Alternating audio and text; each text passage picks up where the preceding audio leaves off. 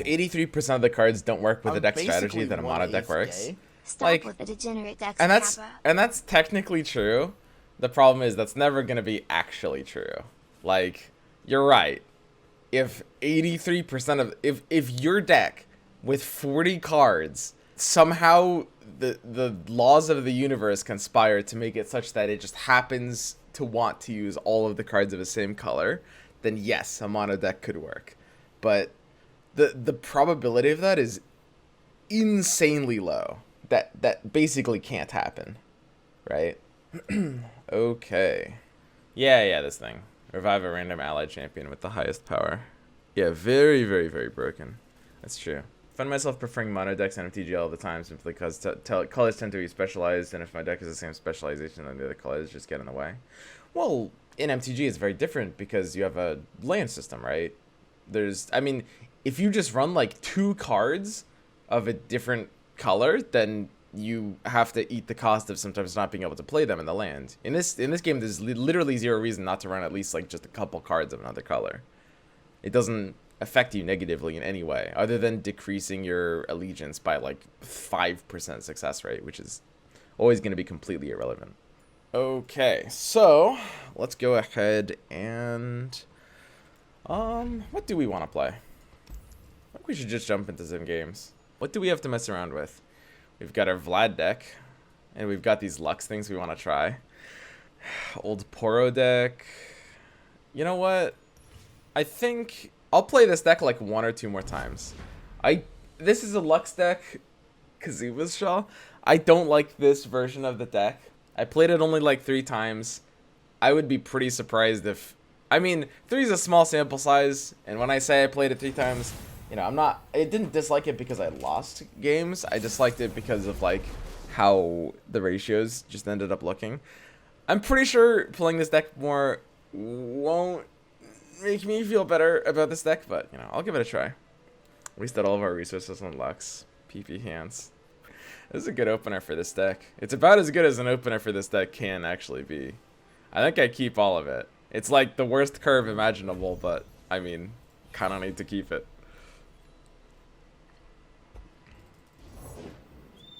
Deck don't curve. The greatest thing about playing a deck like this is you can actually just like AFK for the first couple of rounds, especially if you have auto pass on. Like if you want to go like get a snack, you can just chill. You start your game, you see your hand is all 3s, and you can just piece for like a full like minute and a half. Oh wait, we just drew this. I mean, we don't even want to play that, right? It's all to reserve.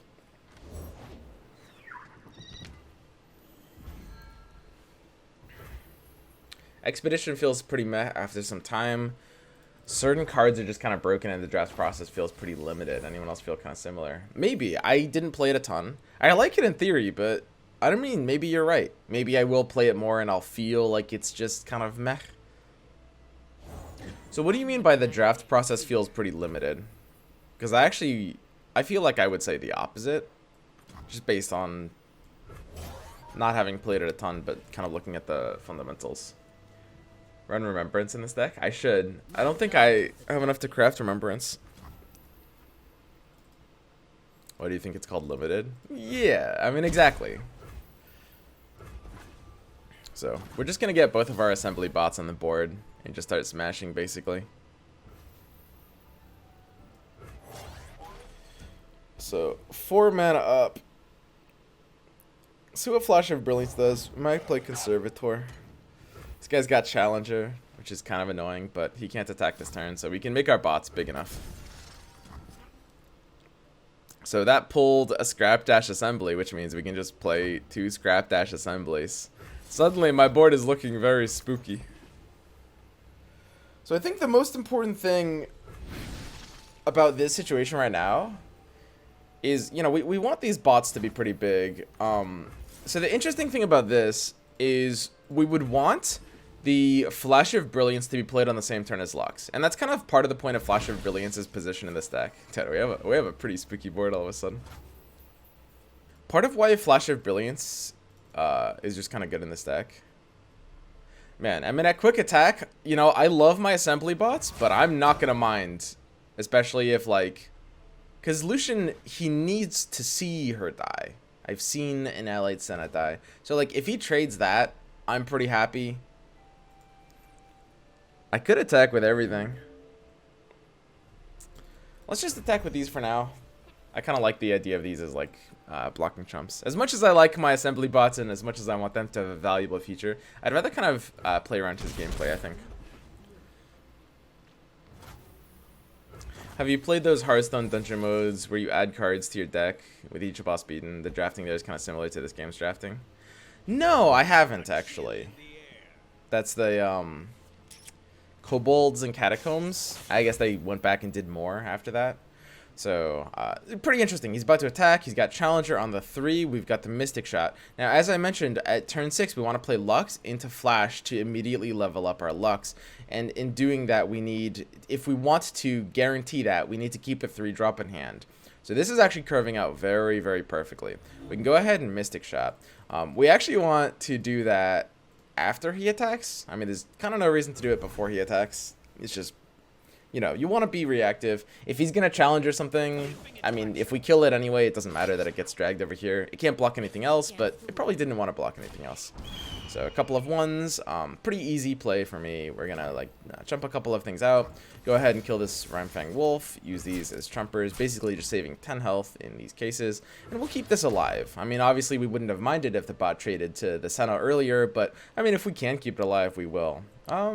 Yeah, I mean, I'll just trade this for this. I don't mind that at all either. Okay, so this looks like a pretty sweet exchange. So yeah, check this out. Next turn, we go to 6 mana. We're sending 3 to reserve, right? We play Lux. That's going to use all of our 6 mana. Then we play Flash of Brilliance using 3 reserve mana and refilling it to 3. Then we play Succession using the rest of our 3 reserve mana and immediately level up our Lux, giving us the 0 mana thing, right? Then we use it, right? And we're probably going to kill the Senna, but we might have a better target at that point. We'll see. Basically, the point is, like, reserve mana creates a lot of interesting things where you have to kind of, like, plan ahead, especially as a spell-heavy deck. And that feels very good. I really, really love the idea of reserve mana. Okay, so, as mentioned, we've got our Lux. Think about, like, anything we want to play around specifically.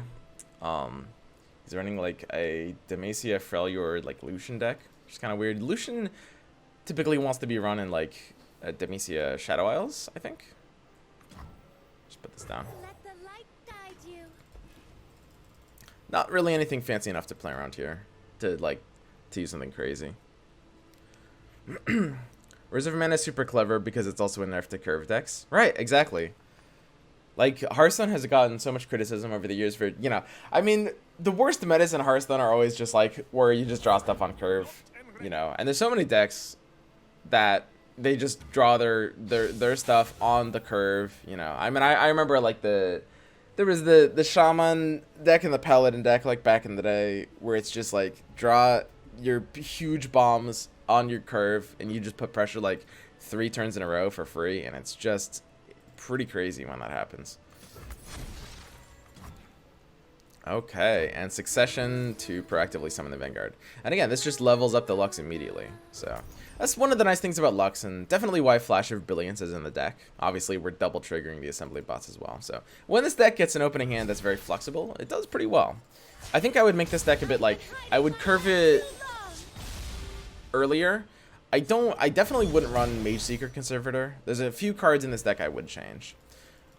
But we're probably going to be blasting the Senna. Okay, so we have our final Spark. Deal forward to an enemy unit. And that's just going to go to the Senna. So he's got mana to react, but most importantly, 3 cards in hand. When you're looking at, like, their reactive potential, I think a lot of people are going to be, like, immediately, you know, you will understand intuitively whether you play Magic or not. You will understand, like, if they have less mana, they have less options. That's going to be pretty obvious. But you really got to look at hand size, too.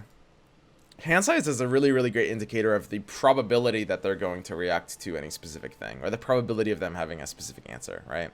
So barrier only lasts, you know, that turn that it's on. We have this, even though it got frostbitten, it got 3 more attack after that because we just played 3 spells, right? which means that we could attack with it if we wanted to. He can kind of only block with his challenger guy for value, and I think I'm okay with that block. And this has a pretty good attack too. Now our 1/1 is likely just going to get chumped out by, you know, one of these. We don't have a great way in our hand to actually deal like 1 damage. It's a pretty close consideration. I think I won't attack with the 1/1 actually.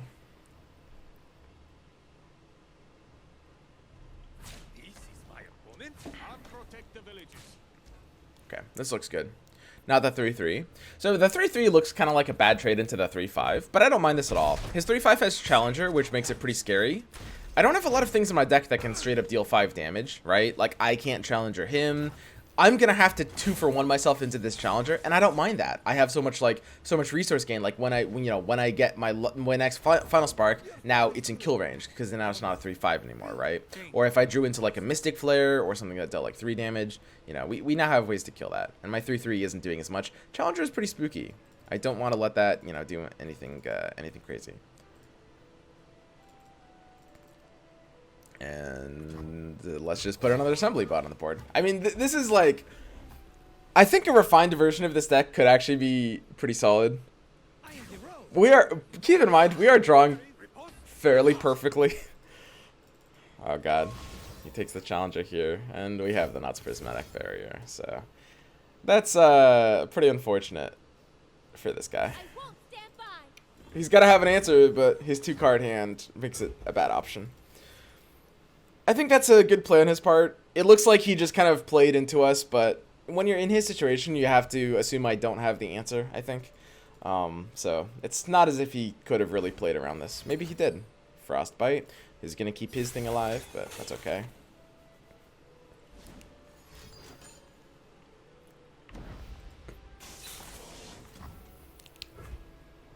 We could have buried this one, by the way, the smaller one.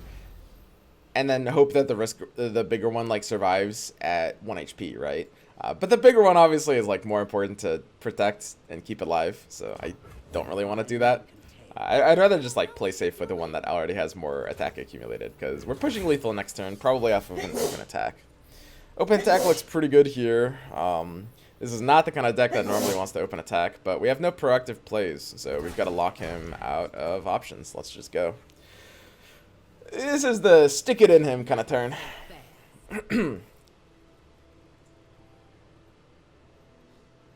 Bury the little golem to buff both and survive. It's just risky. At the end of the day, the fundamentally risky play. So, when in doubt, card games 101. When you're behind, you take a risky play. When you're ahead, you take a safe play, right? I'm very ahead right now, not just in health, but in board and card advantage. I don't like Mage Seeker Conservator, but he's drawing us a powerful spell when he dies. Right? So, like, I've got resources, I own the board, I have Nexus health, and he was down to 7, which is the point where health, you know, that's the point where health just becomes very low, you know. It's only if it played a spell earlier this turn. I don't actually know if I can scrap heap here. Interesting. So, we're very ahead, we just want to play a little bit safe, well, now we definitely can't scrap heap. So we don't want to like risk our big one dying. Whereas like just before now, I was saying like he played right by assuming I didn't have an option and taking a risk, and he needs to take risks because, you know, he's behind. So I mean, he's gonna get some pretty value challengers here. This is a pretty funny deck. It seems like this guy just threw every challenger into this deck, or maybe part of that is just getting like Laurent Chevalier.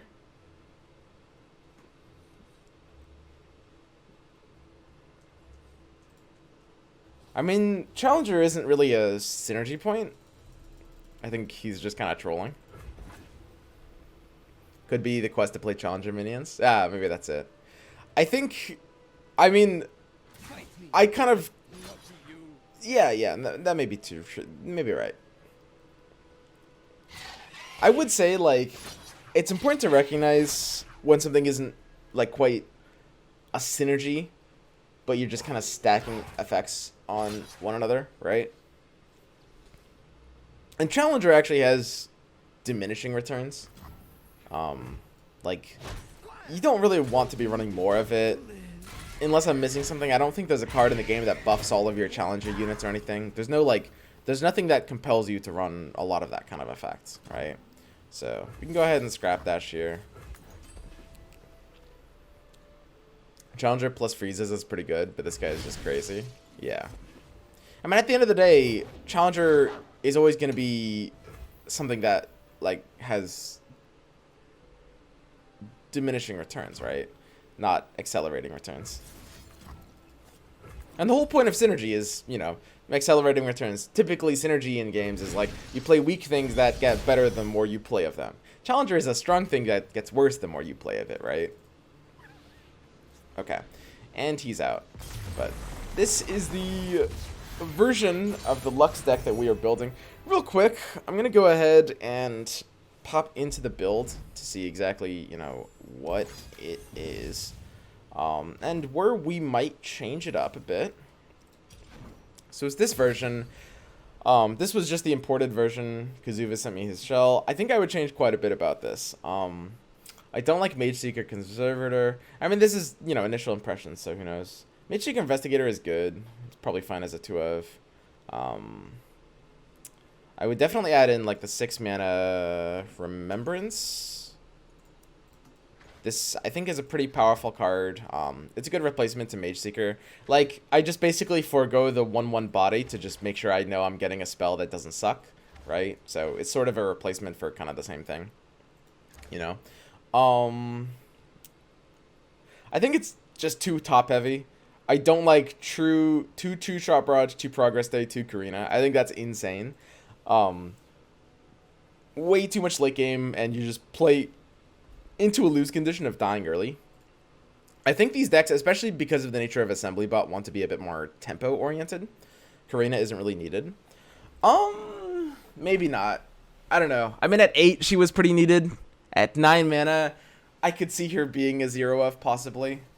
I don't think I would cut her completely. Like, I would sooner drop her to, like, a 1.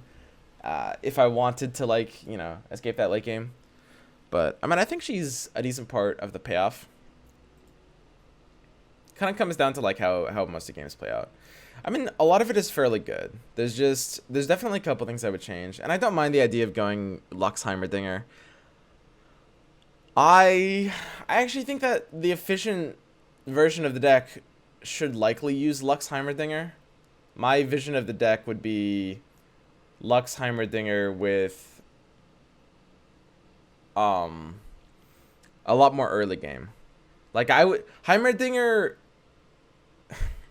So the important thing about the build is you can look at the Heimerdinger ad and you can say, wow, that's greedy. But Heimerdinger isn't replacing Ezreal. Heimerdinger is replacing True Shot Barrage, Progress Day, you know, maybe like a Karina. Basically, he gives you more late game while keeping your mana curve low to the ground, basically. That's the point. So Heimerdinger makes the deck less greedy, right?